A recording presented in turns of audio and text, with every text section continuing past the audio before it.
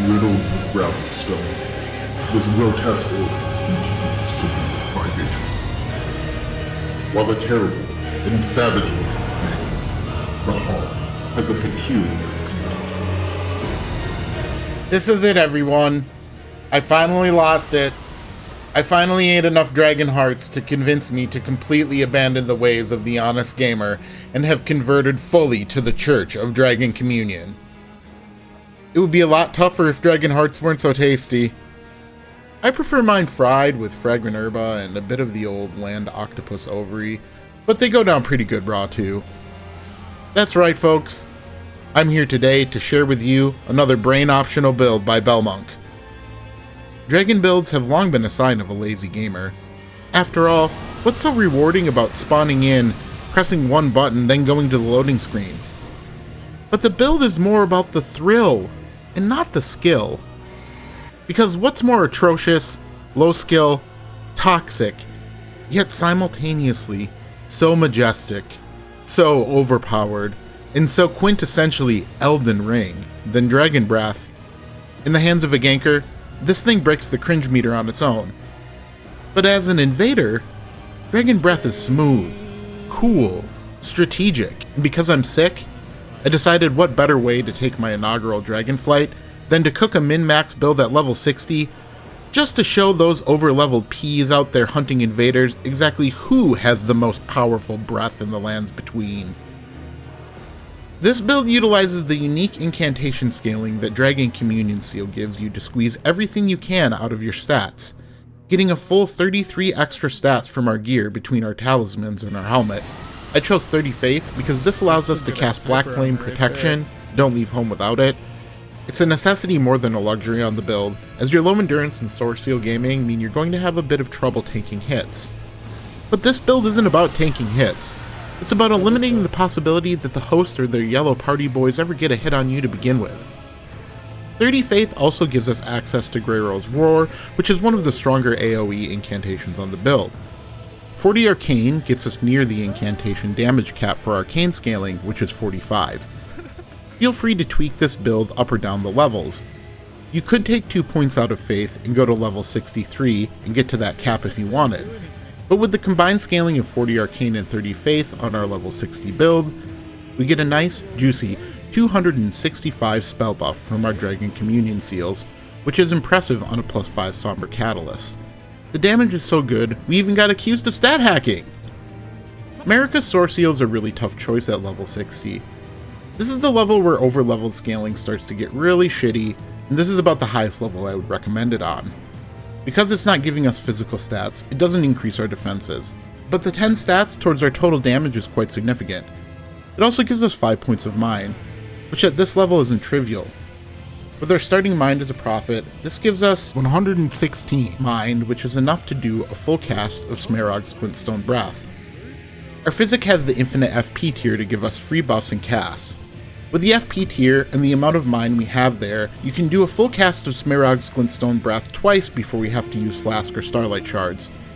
Because we are so reliant on such costly spells, having free cast for a few seconds at the moment of our choosing is a lot of extra firepower.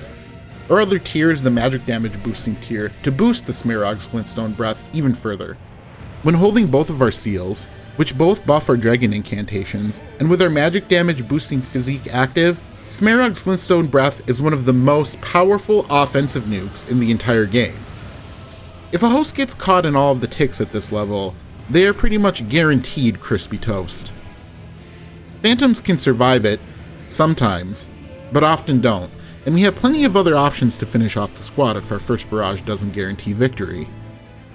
The reason we use Smarag's Glinstone Breath is simply this.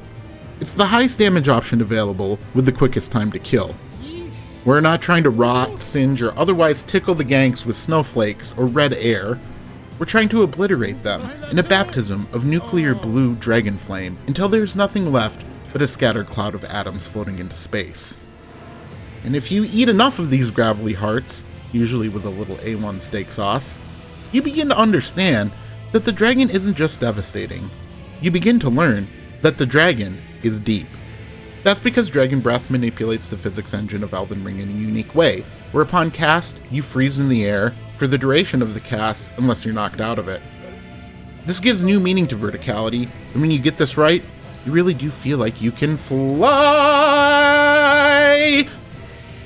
Using Dragon Breath to ambush from a higher vantage point, or to turn and burn by jumping off a rock after being chased down can quickly end an invasion.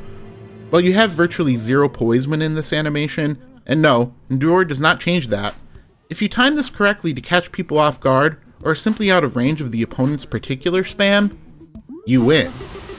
And your poise values don't matter when the host is a shimmer of a glimpse of a memory. You can take advantage of the terrain in ways that no other builds can. And believe me when I tell you that nothing, and I mean nothing, is like that moment of flight where you deal draconic death from above. But what if you don't kill them? You ask that. Not to worry, my darling dragonlings, there's plenty more dragon action where that came from. In the few streams I played this build, I went through most of the other options for the dragon spells. The physical damage, dragon area of effect spells all have merit, with different timings, applications, damage windows, and hyper armor levels. Greyroll's Roar is a necessity on the build, not only because of the raw damage, but because of the speed of the hitbox, its size, and its lingering nature.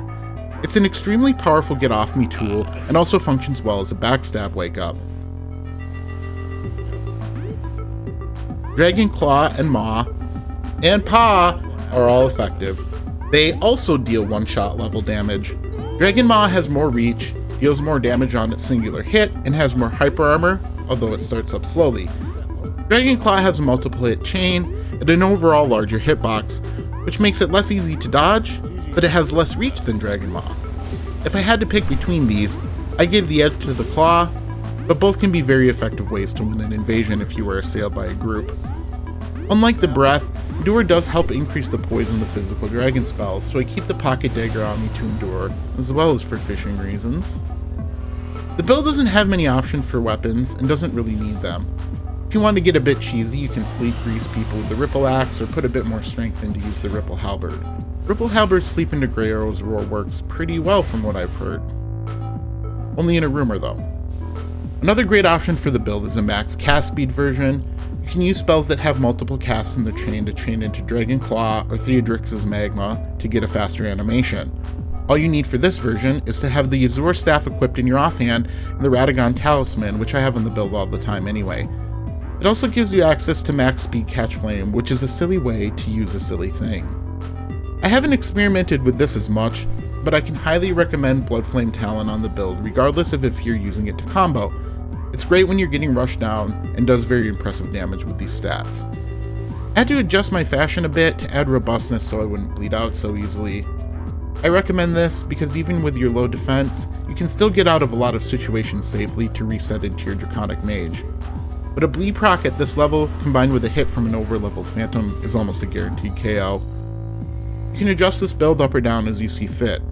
Don't go any higher than 45 Arcane unless you're emphasizing bleed weapons, but every point of faith up to 80 will add damage to the build. Regardless of your thoughts on Dragon Breath, as an Invader, I do love that this exists. More nuclear options means more devastated ganks, and seeing the way that Miyazaki gave us another tool that is this powerful in our kit makes me smile a big evil red smile. I don't care if it's easy, because nothing washes the stench of mauled off like spawning into an invasion and immediately roasting the middle end of the casual player base with my overtuned breath. Most of the builds I've shown off on this channel have had a ton of variety in general use, but the Dragon build is an example of the way the game can also reward specialization. With stat-based talismans, buffs, and unique strategies, you can take one-off builds to great heights in this game of all games. And this, my friends, is the reason that this game is the game that keeps on giving. Nothing ventured, nothing gained. And while there might not be that much undiscovered country left in Elden Ring 1, I have a high hunch that we'll be hearing from Miyazaki and his ghostly host of devs very soon. I have a special video planned to release on the anniversary of the game, but if I can make it to 500 subs before then, I'll drop it early. So if you enjoyed this video and want to see more, like, subscribe, and don't forget to hit that bell. Thanks for watching. Until next time, this is Belmonk signing out.